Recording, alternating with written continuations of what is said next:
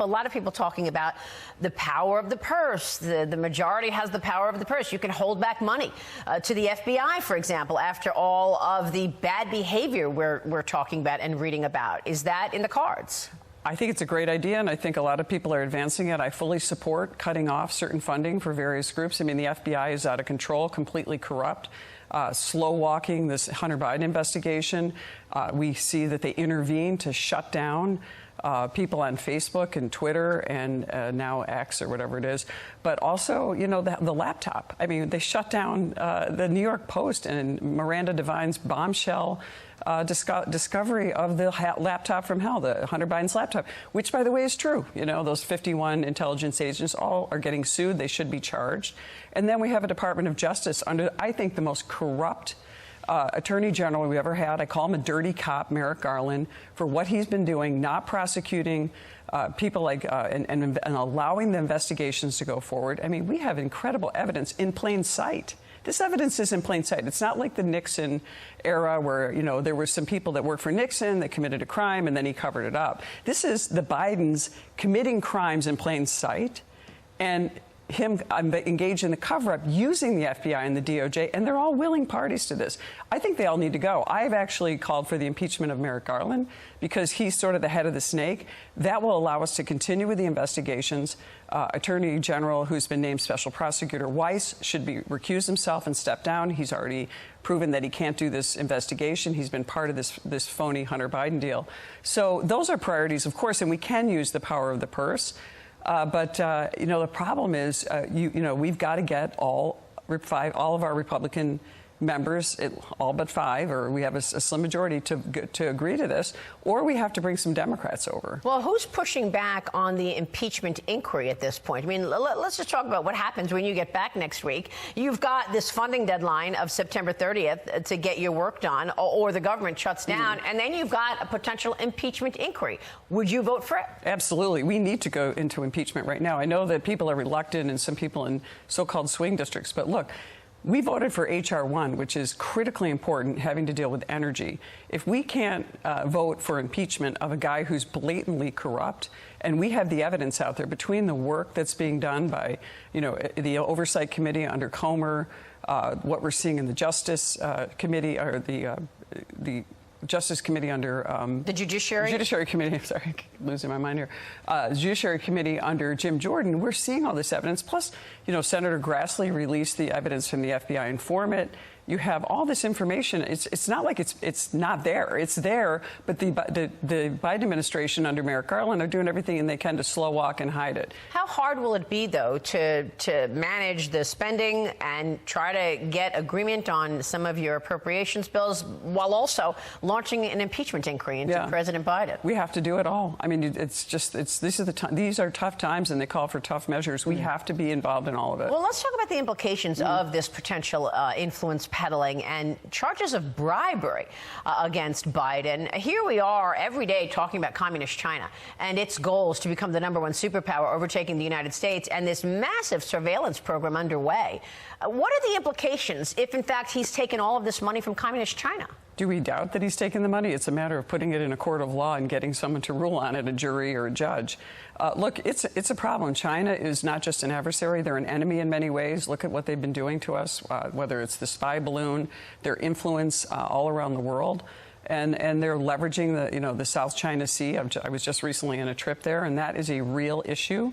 But we have to go after the head of the snake. We have to do this. And I don't see how we move forward without impeachment inquiries to go after Biden. It's not just bribery. There's money laundering. I mean, I think, and it's my theory, and I don't think it's going to be disproven. I think it's just fact. And I think we've discussed this before, Maria. This is Joe Biden using his son as a proxy. You have all this money going to the Biden family, not because they're all experts. Certainly, Hunter Biden's not an expert on energy. Devin Archer was on the Burisma board with him, the Ukrainian energy company. You know, the prosecutor was fired. And let me tell you something. Joe Biden is an arrogant guy who can't control his mouth. And that's what I think that everything about that reveals exactly who Joe Biden is. And I'm not sure why the Democrats are rallying around him, although they're starting to say maybe we need to throw him to the curb because they're going to be doing other things. Have you identified specific decisions that Joe Biden has made that he was paid for? Because I know that the Burisma situation is one of those that the House Oversight Committee is talking about, him being paid for getting Viktor Shokin fired. And by the way, that's what Viktor Shokin said as well. But what about things like canceling the China initiative, allowing thousands of Chinese companies to trade on U.S. exchanges and not follow Securities and Exchange Commission rules? Was he paid for that? I think a lot of that could definitely be proven if we could track the evidence, cross the T's and dot the I's. You know, some of the suspicious activity reports showing these transactions and the money being transferred around in a very complex web just shows again that they were trying to cover this up. But remember, there's also like text messages and things that haven't come out that have come out but aren't being emphasized. You know, there was the text message between Hunter Biden and his daughter saying, "Don't worry, you're going to get all the money this time. I don't have to split this one with Dad."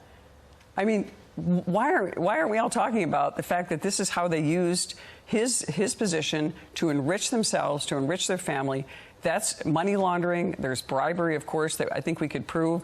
I mean, certainly it's much more compelling than any of these impeachments, and I consider them to be phony impeachments that were brought against President Trump. And I think a lot of what happened is interesting because the Democrats tend to project and onto other people things that are illegal, and when, in fact, we always find out they're doing exactly that. And now they create this moral equivalence. Well, we've got, you know, Hunter Biden, you know, he's a poor drug addict. Then we've got Joe Biden, who is corrupt, but we have President Trump who's getting indicted. So they create this sort of moral equivalence where the American people, if they don't get the information, think, well, you have two people who are equally corrupt. When the actual charges against President Trump are really, you know, very suspect, and obviously I think they're doing this just to try to create a media story to create that moral equivalence. Or maybe bleed him dry of any money to be on the campaign trail. Nobody could really tell us what's going to happen with all these indictments for Trump. Do you think he will be the nominee?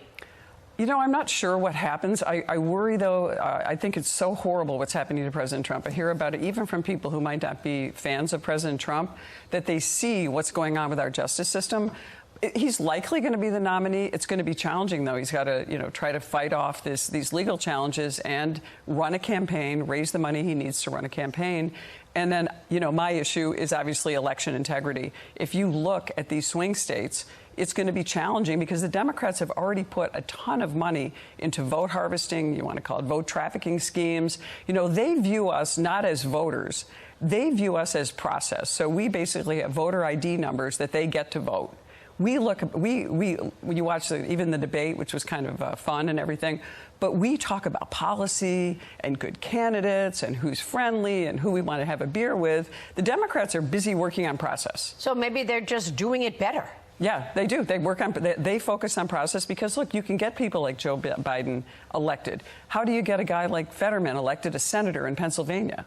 That's because a lot of people that, you know, I argue this is my hypothetical, but if you put 100 people in a room, all Democrats, all voted in the election in Pennsylvania, and you ask them, did you vote for John Fetterman? I bet you'd have 30 people that would say, who's John Fetterman? Because they're able to get that influence out. They're able to use groups that go and get votes for people who don't care, people who aren't sure, people don't know who to believe. It's a good point. And they just hate Trump. So what will the Republicans do going into 2024 to ensure that there is election integrity? Well, we have worked in the Election Integrity Caucus to try to find and mobilize groups and to try to get information out. I've been working with Ronna McDaniel and her team to try to make sure that we are on top of these issues. But it's not going to be just the RNC. It's going to be everyone, and state Republican attorneys general. It's going to be Republican chairs, people across the country, especially in those swing states, really standing for election integrity, not being bullied by the Democrats.